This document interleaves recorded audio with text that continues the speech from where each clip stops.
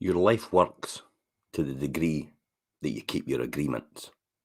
Never promise more than you can perform. It used to be that one's word was their bond. Agreements were made and kept with a minimum fanfare. People thought carefully about whether they could deliver on their promises before agreeing to anything that they ever did. It was that important. Well, some people still do that. Today, keeping one's agreements seem to be a hit or a miss affair with other people. So, in Jack Canfield's seminars, he asked participants to agree to a list of 15 ground rules that include things like being on time, sitting in a different chair after every break, no alcoholic beverages until after the training is over. They will not agree. If they will not agree to these ground rules, they don't get to play the game. That's really what it comes down to. And if they do, they have to sign the workbook and play by the guidelines and the ground rules. So one morning of the third day, he asked everyone who had broken one of the ground rules to stand up. When he took a look at them, what can we learn from that experience? What becomes apparent is how casually we give our word and how casually we break it. But what's even more interesting is that most people know when they're going to break at least one of the guidelines before actually agreeing to it. And yet they still agree to them anyway. Why? Well, most people want to avoid the discomfort of questioning, challenging, or asking for the exception to the rules. They don't want to be the focus of attention.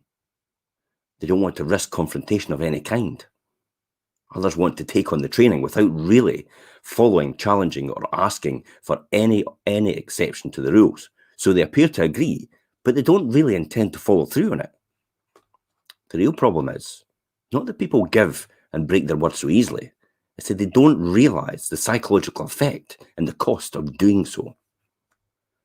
When you don't keep your agreements, you pay both external and internal costs.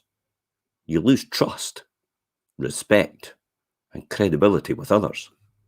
Your family, your friends, your colleagues, and your customers especially. And you create a mess in your own life and in the lives of those who depend on you for getting things done.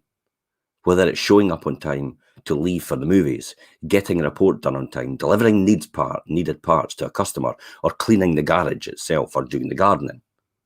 After a few weeks of not following through on your promises to take the kids to the park at the weekend, they begin to not trust you to keep to your word, your own children, and the people round about you. They realise they can't count on you anymore. You lose authority with them, your relationship deteriorates, and the same thing happens in business if you do the same thing to your customers. More important, every agreement you make is ultimately with yourself. And when you're making an agreement with someone else, your brain hears it and registers it as a commitment. You're making an agreement with yourself to do something, and when you don't follow through, you will find yourself to do something. Then when you don't follow through, you'll learn to distrust yourself in that process. The result is a loss of self-esteem, self-respect, and self-confidence. You lose the faith in your ability to produce the result, and you weaken your sense of integrity overall. So let's say that you tell your spouse you're going to get up at 6:30 in the morning and exercise before going to work. After 3 days of hitting the snooze alarm, your brain knows better than to trust you. Of course, you may think that sleeping late is no big deal, but your subconscious mind is a very, very big deal. When you don't do what you say you will do, you create a confusion and self-doubt within. You undermine yourself with personal power. It's ultimately not worth it. When you realize how important your integrity is and your self-esteem really are, you'll stop making casual agreements with yourself and just to get someone off your back. You won't sell your self-esteem for monetary approval. You won't make agreements you don't intend to keep. You'll make fewer agreements, and you will do whatever it takes to keep these agreements. Well, let's take a look at this to illustrate this question. Jack Canfield asked his attendees, if you knew you would get $1 million if you'd made it to the end of his seminar without breaking one of these ground rules, could you have done it? And most agreed that they could have. Often there is still one holdout who says, no way, I just couldn't do it. It's not possible for the traffic jam I encountered on the way to the seminar this morning. Or how am I supposed to be on time when my ride was late in picking me up? These things are out with my control. Then he asks, What if the person who you love the most in the world would have to die if you didn't keep these ground rules for training? Would you have done anything different then?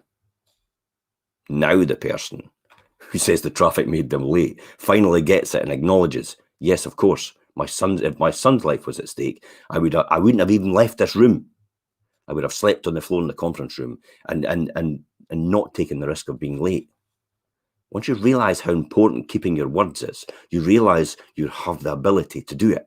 It's simply a matter of realizing the cost of not keeping your word. If you want more self-esteem, more self-confidence, more self-respect, personal power, mental clarity, and energy, then you'll make keeping your word the more important thing in your life. If you want to have respect and trust of others, which is critical to accomplishing anything big and important in life, including making $1 million, then you have to keep your agreements more seriously. So tomorrow we're going to talk about some top tips in making and keeping these agreements, and I'll see you tomorrow.